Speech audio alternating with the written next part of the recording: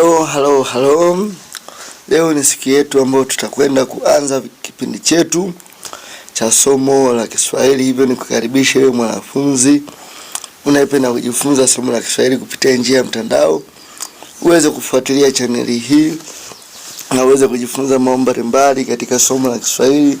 Usisahau kumshirikisha na mwenzio ili aweze kujumuika nasi katika kujifunza somo hili la Kiswahili.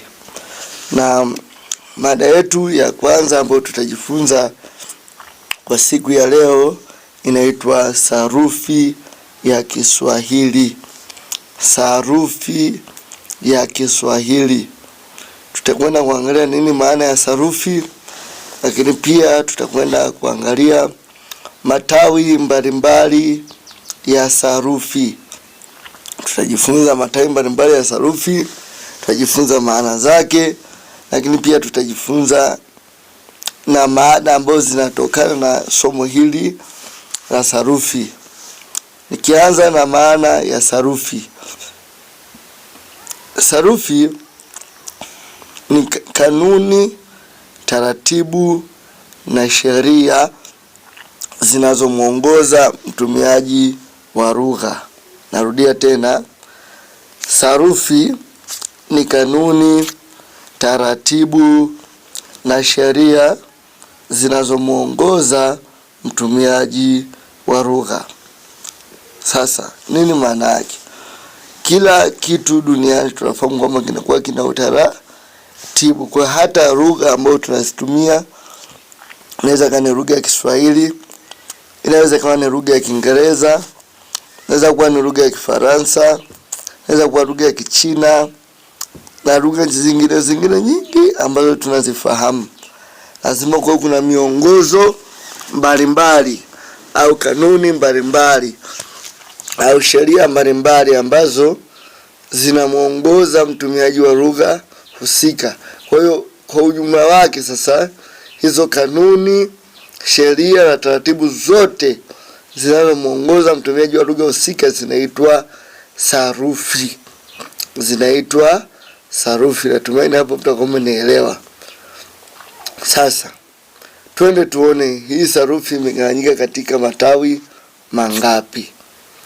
Sarufi imegawanyika katika matawi makuu manne.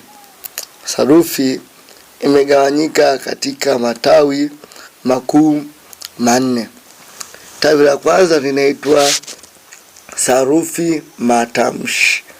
Sarufi matamshi au jina jingine unaweza kuliita fonolojia. Fonolojia. Tawi la pili ni sarufi maumbo. Sarufi maumbo. Jina lake lingine unaweza kuliita mofolojia. Mofolojia. Tawi la tatu lenyewe linaitwa sarufi muundo. Sarufi muundo. Jina lake lingine linaitwa sintaksia. Sintaksia. Na tawi la mwisho kabisa linaitwa sarufi maana. Sarufi maana. Na jina lake lingine linaitwa semantiki. Endelea kuwa pamoja na mimi katika chaneli hii. Nitazidi ambapo katika video inayofuata nitakwenda kufafanua sasa. Kwanza nitakwenda kuandalia wimbo ambao utakuongoza katika kukariri haya majina ya matawi ya sarufi, ambapo yapo manne na yana majina mawili ukiangalia kila tawi. Kwa nitakuandalia wimbo, nitakuwekea kwenye channel hii. Usisite kusubscribe, kulike, kucomment na kushare. Then baada ya hapo nitakuletea sasa video yenye ufafanuzi wa haya matawi ya sarufi, tawi moja baada ya jingine. Asante kwa kunisikiliza.